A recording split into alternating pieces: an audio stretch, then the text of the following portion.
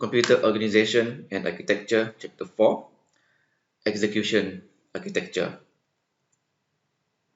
In this chapter, you are expected to understand and be able to explain the components and controls of microprocessors data path system, and especially the fetch execute cycle, that is the general idea of the execution of any microprocessor.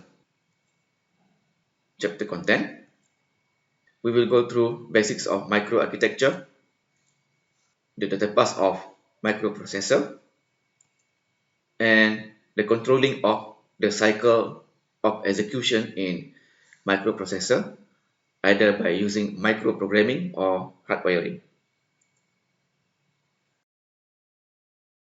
So this is the most basic, most generic execution that any microprocessor perform, the one that we call fetch execute cycle. In executing any assembly code, the microprocessor basically each time will go to this fetch execute cycle. Almost everything that we are talking in this chapter is about fetch execute cycle.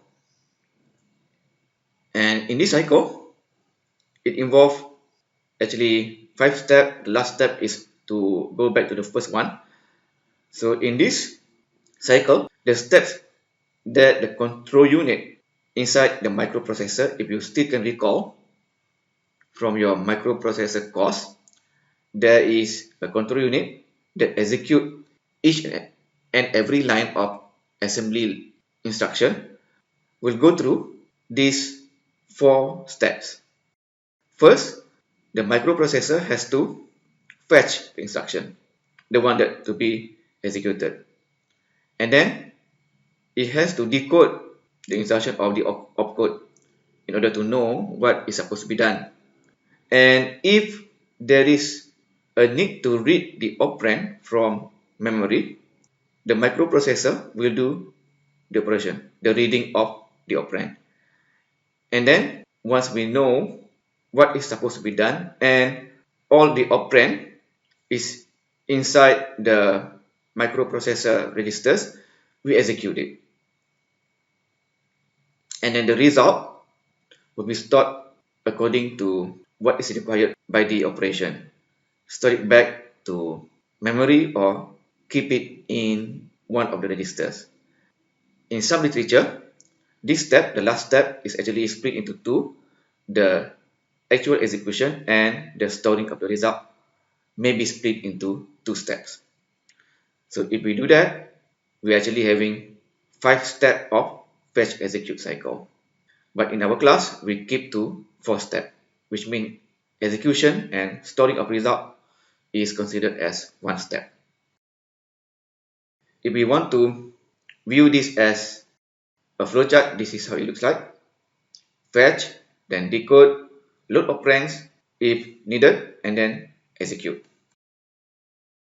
Now let us look at how the general idea of microprocessor data path is built. Let us look at first the big picture of microarchitecture of a microprocessor. Microarchitecture is the control unit and the programmer visible registers and functional units such as the ALU and also any registers that may be required by the control unit. All this stated in the previous sentence is basically what we call the data path of microprocessor. And we can view this in a diagram like this. The whole thing here, including the system bus, is what we can view as microprocessor at this level. So inside we will have control unit and the data bus are the registers and the ALU. Control unit controls what is going to happen in the register and what the ALU should do. In more detail, we can view like this. The control part or the control unit of the microprocessor is the one that execute the fetch execute cycle. And in this drawing, you can see that the fetch execute cycle has a fifth step, which is the split of the fourth step in the one that we showed before. The control unit will control which register to be used, where the data in the register will go, where it comes from. The term register file refers to mostly the register system in non-Intel microprocessor, because in many of non-Intel microprocessor, there are so many registers that we cannot give any special name to them. They are just a group of registers. We call it register file. And the control unit also control the ALU, taking data from the register, perform any operation, and going back to the register file. And of course, any status or condition code comes from the ALU will be used back by control unit to decide the direction of instruction. In some microprocessor system, indirection is also considered in the cycle. Indirection is the fetching of data from memory according to the address that is contained in a register or another memory location. And sometimes interrupt is also included in fetch execute cycle, but this architecture is actually referring to a more specific fetch execute cycle.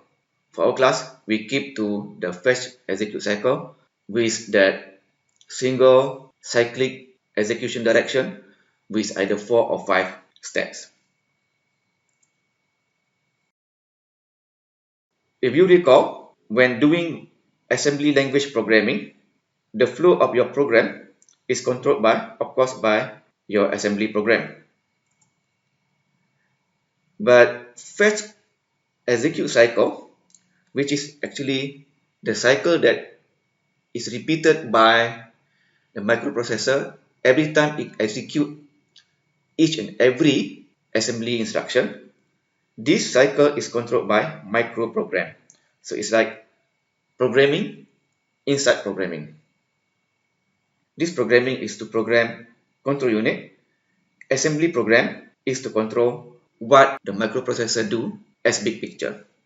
One way to control the fetch execute cycle is by microprogramming. The other one is by hardwiring. Microprogramming is the scheme that is implemented by Intel and Intel-like microprocessor such as AMD. Other non-Intel microprocessor will perform this controlling of fetch execute cycle using mostly hardwiring. In microprogramming, the internal circuit that runs micro programs are transparent to the programmer of assembly language.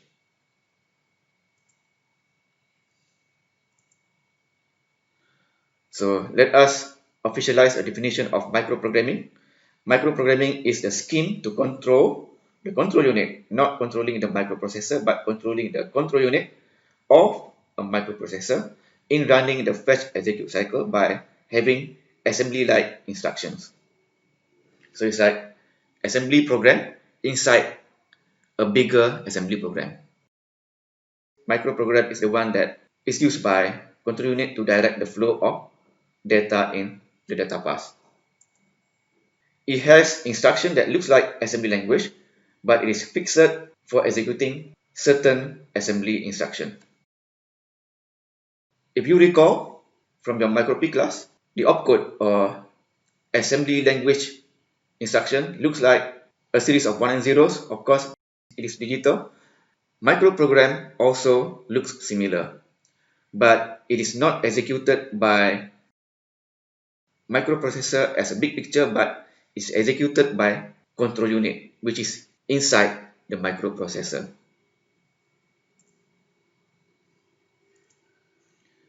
Then we have nano program. What is this? This is to run repeated pattern if we find in the microprogram. These repeated patterns in microprogram is what we call nano program. Since fetch execute cycle is the generic cycle that microP has to execute every time it executes an assembly language, there will be repetitions. These repetitions is what we call nano programs and executed in place of that repeated micro programs. The official definition: nanoprogramming is a scheme to replace the repeated sequences in microprogramming with one single instruction. It's like having a function in high-level programming like C language, and we just call that function that we define for certain part of code that is repeated many times. Alternative to microprogramming is hardwire. The definition is it is a scheme to control unit again of a microprocessor during the fetch execute cycle by having, instead of microprogram, but a dedicated circuit that performs the proper state machine to direct the data flow. The aim or the purpose is the same, to control the data flow, but now it is being done by circuit, a very dedicated circuit for that purpose, not with microprogramming that looks like assembly code anymore. Because it is hardwire, how do we do this? We do by programming it using HDL, hardware definition language. We can use Verilog, HDL, System C, and any hardware definition language.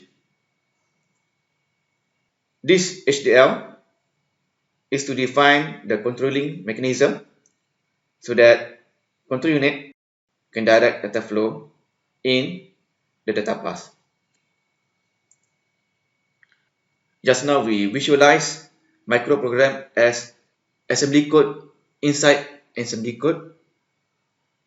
Hardwiring can be visualized as HDL code that is deployed to control the control unit. So this is how it looks like as program code. And after we compile it, this is how it looks like. Of course, it looks like a very complicated digital circuit that control the control unit. This is hard wiring. It doesn't look like assembly language anymore.